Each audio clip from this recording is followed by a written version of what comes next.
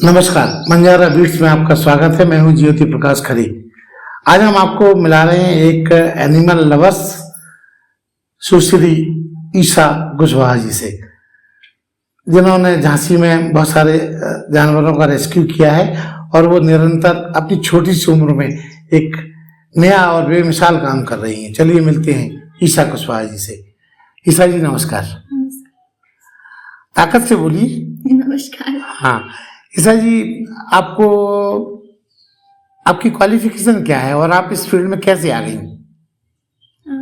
मेरी क्वालिफिकेशन मतलब हमने भी 1 साल पहले बीए सेकेंड ईयर मेरा चल रहा था, लेकिन ये सब काम के चक्कर में वो बीच में अधूरा ही रह गया क्योंकि हम एग्जाम देने भी नहीं जा पाए, ना पढ़ाई कंटिन्यू रह पाई। कब से कर रही हैं आप ये? 2 साल होने जा रहे हैं। क्यों आपको लगा कि इस तरह का जज्बा आपके मन में क्यों आया? बेचारे बेजुबान के लिए कोई करता नहीं है, इंसानों के लिए तो इतने सारे लोग हैं करने वाले। और जैसे कि जब बेजुबान को कोई दिक्कत होती है, एक्सीडेंट होता है या कोई भी दर्द तकलीफ में रहता है, तो अपनी मतलब कि दर्द ना बोल के बता पाता है। अगर जैसे किसी इंसान का एक्सीडेंट होता है तो हज़ारों लोगों की भीड़ जमा हो जाती, और जब किसी बेजुबान का अगर ऐसे एक्सीडेंट वगैरह हो जाता है तो इंसान जाने कितने लोग वहाँ से देख देख के निकल जाते, लेकिन उन पर ना कोई ध्यान देता। ईशा जी, आपकी ये जो डॉग लवर वाली या एनिमल लवर वाली यात्रा है, इसमें मुश्किलें किस तरह से आती हैं? मुश्किल बात तो कुछ कहने ही नहीं है, क्योंकि जब से 2 साल से ये करते आ रहे हैं, मुश्किलों ने तो ऐसे घेर के रखा है। कभी मतलब कि हर तरह के लोग मिलते हैं हमें, चाहे फील्ड पे मिले चाहे शेल्टर के पास मिले। जैसे कि फील्ड पे ऐसे लोग मिलते हैं, जैसे कि कोई डॉग है या कोई जानवर है, जब वो ख़त्म हो जाता है उन्हें दफनाने के लिए अगर हम कोई सरकारी जगह पर भी जाते हैं तो वहाँ के जो लोग होते हैं वो कहते हैं अरे नहीं, हम यहाँ पे बैठते हैं, या मतलब कि वहाँ जुआ भी खिलता है, और मतलब कि ऐसे जगह पे लोग जो फालतू लोग आके बैठते हैं वहाँ उनको दफनाने को भी मना करते हैं, को तक मना करते हैं। तो उनसे भी लड़ाई लड़नी पड़ती है। जो शेल्टर है हमारा जहाँ पे, तो रात में जो डॉग्स वगैरह जो एक्सीडेंटल वगैरह रहते हैं और जिनका ट्रीटमेंट वगैरह चल रहा होता है, तो शेल्टर पे वो रात में जब हम उन्हें नहीं दिखते तो वो रात में रोते हैं। तो कुछ लोग ऐसे हैं जिन्हें उनके रोने पर भी एतराज होता है कि अरे वो रोता है तो अपशगुन माना जाता, उनके दर्द को नहीं समझा जाता। नहीं, उनके दर्द को नहीं समझा जाता। मतलब उन्हें हर चीज़ से दिक्कत। जैसे कि हम जब शेल्टर पे पहला डॉग लेके आए थे ट्यूमर वाला, तो लोगों ने मतलब जैसे ही उसको लेके ही आए, उन्होंने अरे यहाँ से ले जाओ इस डॉग को, इसको मतलब यहाँ पे मत छोड़ना। हमने कहा हम उसका ट्रीटमेंट चल रहा है और हम इसको मतलब यहाँ केयर करेंगे। तो लोगों को तो बहुत ज़्यादा दिक्कत हो रही थी। बस कुछ लोग होते हैं जो सपोर्ट करते हैं, कुछ लोग तो जिन्हें उनसे इतनी ज़्यादा दिक्कत होती नहीं, हमें बीमारी हो जाएगी इनकी हवा में फैल के या कुछ भी। जैसे हम तो ये 2 साल से कर रहे हैं, उनको छूते भी हैं, उनका ट्रीटमेंट भी करवाते हैं। वो तो हमारे साथ जाने कितने घंटे रहते हैं वो जानवर, लेकिन हमें तो अभी तक ऐसी कोई दिक्कत नहीं होती। लेकिन लोगों की सोच का हम क्या कर सकते। ईशा जी, आपके साथ ये जो आप काम आपने बहुत बड़ा महत्वपूर्ण बीड़ा उठा रखा है, इसके लिए फंडिंग्स कैसे होती हैं? फंडिंग के लिए काफ़ी प्रॉब्लम आती है। हमने एक छोटा सा ग्रुप बना के रखा है व्हाट्सएप पर, जिसमें झांसी की मतलब जगह जगह से कुछ ना कुछ लोग जुड़े हुए हैं। जिसमें जुड़े तो काफ़ी ज़्यादा 200 लोग हैं, लेकिन उनमें से मदद करने वाले बहुत ही कम हैं, गिने चुने ही। जैसे कि हमारी कॉलोनी में भी कुछ लोग हैं जो कर देते हैं सपोर्ट, और जो ग्रुप में है जो लोग सपोर्ट करते हैं बहुत ही कम है। और हमें बहुत ज़्यादा प्रॉब्लम होती है फंडिंग के लिए भी, शेल्टर के जो रख रखाव के लिए बहुत ज़्यादा दिक्कत होती है, क्योंकि उनको उनका ख्याल भी रखना है और केयर करने वाले सिर्फ हम अकेले ही हैं। सुबह और उनको मेडिकल फैसिलिटी कैसे आप उपलब्ध कराती हैं? जैसे कि जितना हम मतलब कि जो उनकी बैंडेज वगैरह होती है, जितना हमारे हाथ में होता है, छोटी मोटी ड्रेसिंग वगैरह वो सब हम कर देते हैं। बाकी का हम डॉक्टर गुप्ता जी के, अगर कोई डॉग है तो उसको डॉक्टर गुप्ता जी का। कौन गुप्ता जी, कहाँ है उनका? डॉक्टर गुप्ता जी इलाहाबाद बेंचुराय पे है, हम उनके यहाँ पे दिखाते हैं। और जो गाय वगैरह जो एक्सीडेंटल वगैरह होते हैं, ये मंडी हॉस्पिटल है जो किसान बाजार पर गवर्नमेंट, तो वहाँ के डॉक्टर्स हेल्प करते हैं। डॉक्टर के राजपूत जी, डॉक्टर लक्ष्मी नारायण अंकल जो रिटायर्ड हो गए हैं, और आज के प्रजापति अंकल डॉक्टर मोनू यादव, ये लोग हेल्प करते हैं। कुछ लोग ऐसे भी आए आपके साथ जिन्होंने फंडिंग्स का वादा किया और फिर वो मुकर गए हों?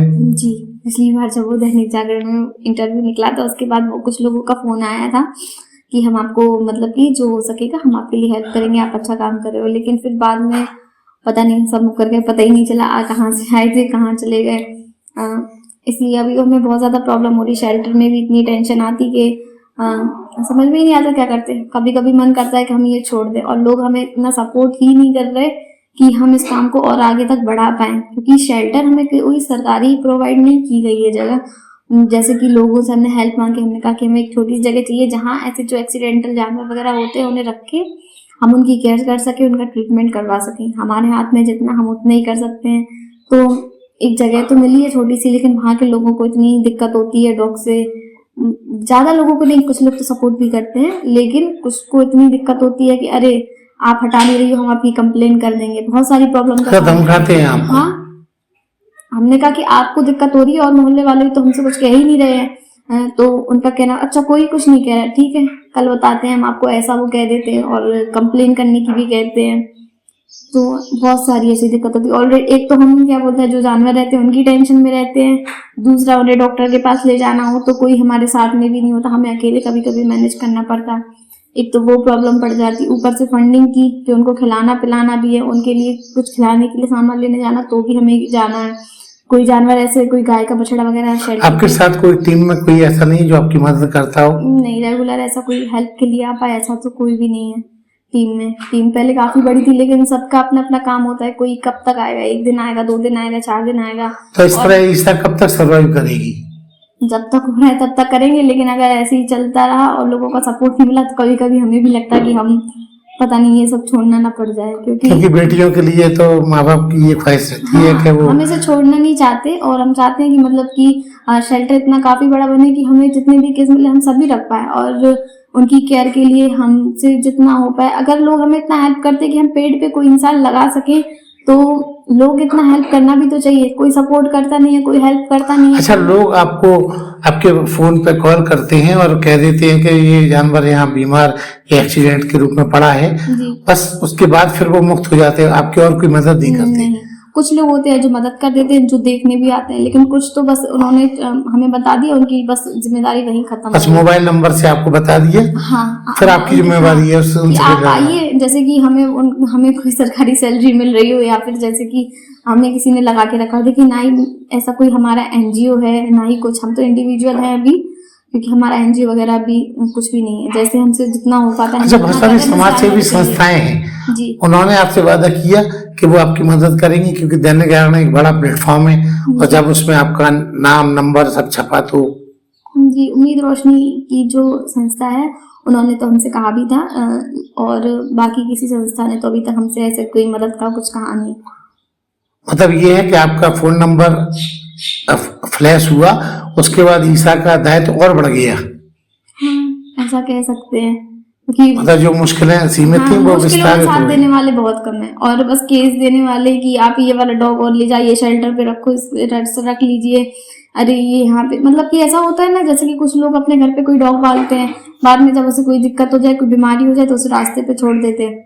तो उल्टा जिस इंसान के नजर में आता है कहते हैं आप रख लीजिए, जिन लोगों से हेल्प हो सकती है वो लोग तो हेल्प करते हैं, जो सक्षम है उनको जो लोग तो करते हैं, और जो लोग सक्षम हैं कुछ ऐसे भी मिलते हैं जो हेल्प करना ही नहीं चाहते, घूम रहे हैं बढ़िया फॉर्चूनर में, हर अपनी सभी सुविधाओं का ध्यान है, लेकिन उनके पास कुत्ते भी पले हुए हैं, लेकिन वो कहते हैं, लेकिन उनके जो अच्छी ब्रीड्स होती हैं वो पले रहते हैं, वो कहते हैं हमारे यहाँ कुत्ते पले हुए हैं। कुत्ता स्टेटस सिंबल बन गया ना आजकल पालना। हाँ, और ये जो गायों की हालत तो काफी ज्यादा बुरी है, क्योंकि लोग क्या करते हैं, गाय पाल तो लेते हैं, अगर उनका बच्चा भी होने वाला होता है तो भी उसे रास्ते पे छोड़ देते हैं, रास्ते पे गाय भी आ जाती है, उनका जो छोटा सा बच्चा होता है, कभी कभी हमारे पास तो ऐसे जाने कितने केस आते हैं कि हर रोज जाने कितने डॉग्स कितने गाय के बछड़ों को अपना मतलब शिकार बनाते हैं, और उनके कुछ डॉग्स तो इतने ज्यादा उनका जहर उनकी बॉडी में फैल जाता है कि हम उन बछड़ों को बचा ही नहीं पाते। अपनी तरफ से तो हम पूरी कोशिश करते हैं कि उनको बचा पाए, उनका ध्यान रख सके, क्योंकि गलती तो उनकी है ना जो गाय पालते हैं, वो तो बस बछड़ा जो होता है उनको रोड पे छोड़ देते हैं मरने के लिए, और जब तक वो गाय दूध दे रही है तब तक उस बछड़े का इस्तेमाल होगा कि गाय दूध देती रहे, और बाद में उसको रास्ते पे छोड़ देंगे, वो मरे चाहे जिए, उन्हें उनकी जिंदगी से कोई मतलब नहीं है। और उस बछड़े के हिस्से का दूध भी वही लोग पीते हैं, वही लोग बेचते हैं। ऐसे लोगों को पापी माना जाए? बिल्कुल पापी माना जाए, क्योंकि गाय का दूध उसके बछड़ों के लिए वो भी उनके इससे का हाँ, पीते हैं? जैसे कि कल ही हमारे मतलब कि यहाँ हमारे पास में एक गाय का बच्चा हुआ, तो उसको बहुत हम लोगों ने पता किया कि किसकी है, लेकिन 2-3 लोग आए भी कि हमारी है। गाय का जब बच्चा होता है तब तो सभी आते हैं, और जैसे कि हमने देखा है कि कोई घर की पालतू भी गाय है और बीमार रास्ते पे पड़ी हुई, हम पता करेंगे किसकी गाय है, कोई भी आगे नहीं आता कि हमारी गाय है, हम उसका इलाज करवाएं। काफी लोग तो ऐसे कहते हैं आपको जो करना है कर लो, हम नहीं करवाएंगे उसका इलाज। जब दूध निकलने वाला होता है तब कहेंगे हमारी गाय है, चोरी की थोड़ी ना है, हमारी गाय है। और क्या बोलते हैं, गाय पे किसी का नाम तो लिखा हुआ है नहीं है, गाय तो सभी की है। और क्या बोलते हैं, जैसे कि हमारे यहाँ तो कहा जाता है ना, जो गाय हमारी माता है, लेकिन उस हिसाब से उनको दर्जा नहीं दिया जाता। बछड़ों की भी तो हद से ज्यादा बुरी हालत है कि हम, जैसे कि जो अभी हमारे शेल्टर पे जो एक्सीडेंट हुआ है रात में, किसी कार ने उस बछड़े को टक्कर मारी और उसके कूल्हे पर चढ़ा दिया। अब एक एक्सीडेंट की वजह से उस बछड़े की कितनी जिंदगी बर्बाद हो गई। वो खड़े होने की कोशिश कर रहा, लेकिन वो खड़ा नहीं हो पा रहा। इसमें उसकी क्या गलती बेचारे की? गलती तो उन लोगों की है, क्योंकि जिनकी वजह से उसका एक्सीडेंट हुआ, जिन्होंने गाय पाली और उस बछड़े को रास्ते पे छोड़ दिया, तो उनकी वजह से ही एक्सीडेंट हुआ। और ऐसे अंधे लोग, 5 मिनट तक वो कार खड़ी रही, तो लोगों को इतना वो नहीं है कि उस कार को रोक के उसका नंबर ले सके। और उन्होंने गाड़ी मारने के बाद भी उस बछड़े को ना उठाने की कोशिश करी, ना ही उसे ट्रीटमेंट की। हमारे पास कॉल आया, हम हाल 10-15 मिनट में वहां पहुंचे, उसको अपने पास शिफ्ट करवा दिया। अच्छा, दैनिक जागरण में जब आपके इस कृत्य को छापा गया, आपके मोबाइल नंबर को छापा गया और कहा गया कि किसी को कोई तकलीफ हो तो ईशा से संपर्क कर सकते हैं, खुद जागरण वालों की क्या भूमिका रही इस मामले में? क्या उनने कोई मदद की आपको? उन्होंने तो हमारी मदद के उद्देश्य से ही ये निकाला था कि हमें मदद मिल सके। हाँ, कुछ लोगों ने मदद की भी, और कुछ लोगों ने तो कि हमारे पास कोई अगर ऐसी कोई दिक्कत होगी, जानवर वगैरह हमें दिखेगा तो हम आपको संपर्क करेंगे। नहीं, संपर्क तो करेंगे, फंडिंग्स कहाँ से लाएगी ईशा? फंडिंग्स का तो हमें खुद भी नहीं पता। लोगों के मतलब कि कभी कभी कुछ लोग तो ऐसे प्रेशर सा डालते हैं कि आपका पास तो शेल्टर है, आप तो क्या बोलते हैं, आपके पास शेल्टर है, आपको जानवर तो रखना ही पड़ेगा। ये कोई बात थोड़ी ना होती है। हाँ, आपको तो रखना पड़ेगा, वरना हम आपका शेल्टर बंद करवा देंगे। ये बात क्या होती है कि हमें कोई सरकारी थोड़ी ना कोई सैलरी मिल रही है, या फिर हमने भी तो अपनी लाइफ बर्बाद की, हमने अपनी पढ़ाई छोड़ी इन सब चीज़ों के लिए। हम सुबह से लेकर रात के 10 बज जाते हैं हमें शेल्टर पे जानवर को खिलाते हुए। कोई एक्सीडेंटल है, उसको बार बार पलटना है, हम कैसे अकेले मैनेज कर रहे हैं, ये इंसान कोई समझना नहीं चाहता। अब आप चाहती क्या है, सोसाइटी से क्या चाहती है, क्या मिलना चाहिए आपको? कैसे आप इस पूरे जो आपका काम है ये कैसे मैनेज करने की इच्छा आगे रखती हैं? हम ये चाहते हैं कि लोग कम से कम इतना सपोर्ट करें कि हम जैसे टीम अगर बनाते हैं तो हर कोई रोज रोज नहीं आ पाएगा, तो हम चाहते हैं कि कोई एक बंदा हम अपने साथ पेड़ पे लगा सके, तो उसका भी थोड़ा भला हो पाएगा। उसको और आप उसकी मदद लें। हाँ, उनकी, और मतलब जानवरों को मतलब कि हॉस्पिटल तक ले जाना पड़ता है। क्या मानती हैं आपके इस काम में ये भी तकलीफ देता है कि आप एक लड़की हैं? हाँ, देता है, लेकिन रात में चाहे 8 बज रहे हो 9 बज रहे हो, कभी कभी केस पे हमें अकेले जाना पड़ता। हम ये नहीं देखते कि रात है या फिर आप वीरांगना बन जाती हैं। हाँ, वीरांगना बन जाते हैं। कभी कभी तो ऐसा होता कि मतलब पहले स्टार्टिंग में तो हमने रात को 11 बज रहे हो 12 बज रहे हो तो पहले टीम रहती थी, 1-2 लोग रहते थे, लेकिन धीमे धीमे करके सबको अपना काम पड़ा और सब मतलब अपने काम में लग गए।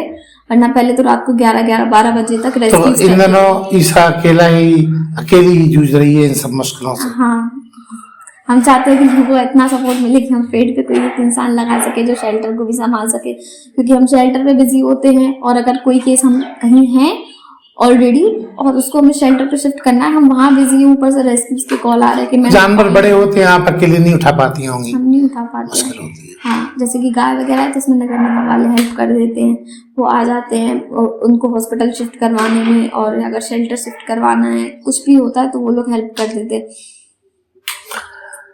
ईशा की कहानी बड़ी दर्दनाक है, बड़ा मुश्किल है ये इसका अकेले इतने सारे जानवरों को सरवाइव कर पाना। मंजर अभी अपील करेगा कि इनको आर्थिक और सभी तरह की मदद मुहैया कराई जाए ताकि ये एक बेमिसाल काम को भी हम अपने लिए नहीं मांग रहे। हाँ, मदद भी अपने लिए नहीं मांग रही है, बेजुबान जानवरों के लिए मांग रही है। हम सबका दायित्व है कि समाज में इनके इस जज्बे को मानते हुए समझते हुए मदद करें लोग। मतलब कि लोग हमें सम्मान ना दे, ये ना कहे कि आप अच्छा काम कर रहे हो। यस, वो तो ऊपर हाँ, वाला सब देख रहा है। सोशल जो विंग्स हैं, सोशल सोसाइटी के लोग हैं, ईशा का कहना है कि हमें सम्मान नहीं, इन बेजुबानों के लिए खाने के लिए फंड चाहिए, खाने के लिए फंड चाहिए, उनके मतलब कि जो दवाई के लिए दवाइयों चाहिए, के लिए जो हम डॉक्टर के पास विजिट करते हैं उनके लिए भी फंड चाहिए, उनके और रख उनसे रखाव में उनके लिए सहयोग भी, फिजिकल सहयोग भी आपको हाँ चाहिए। फिजिकल सहयोग भी चाहिए, और मतलब उनके रख रखाव में जो भी परेशानियां आती हैं, उनको कहीं से शिफ्ट करना होता है, जब नगर निगम की गाड़ी कहीं और बिजी होती है तो हमें प्राइवेट गाड़ियां जो करनी पड़ती है, और कहीं रेस्क्यू पे दूर जाना है तो उसका पेट्रोल का भी हुआ, तमाम मतलब कि परेशानियां आती है। कभी ईशा जी आपको ख्याल आता है कि इस सब कुछ छोड़ के अच्छे से एक किसी अच्छे बेटे से शादी करके आप अपनी जिंदगी अलग तरीके से गुजारें? मतलब कि कोई इंसान अगर हम चाहें ये काम छोड़ दें, जैसे हम सुबह से लेके रात के 10 बज जाते हैं, हम यही शेल्टर पे और जानवरों के बीच में रहते हैं। मेरे घर वाले भी इतने ज्यादा गुस्सा करते हैं कि तुम क्या पागल हो, ये मतलब पढ़ाई वगैरह छोड़ के इन सब कामों में, फालतू के काम में, जानवरों के बीच में लग हुई हो। अगर हम भी ये काम छोड़ दें और हम भी अपनी लाइफ देखें तो बाकी जैसे सभी लोग, सभी लड़कियां मतलब अपनी लाइफ एंजॉय कर रहे हैं, जैसे कि घूमना फिरना, मेरा भी तो मन करता, मैं भी तो इंसान हूँ कि हम भी जाके कहीं घूम फिर आए, लेकिन शेल्टर की जिम्मेदारी है कि हम कहीं जा नहीं पाते। 2 साल से हम ऐसे ही मतलब कि इतनी प्रॉब्लम होती है, कहीं जाने का मन हो तो भी नहीं जा सकते, क्योंकि जिम्मेदारी है शेल्टर की, उनको छोड़ के नहीं जा सकते हम।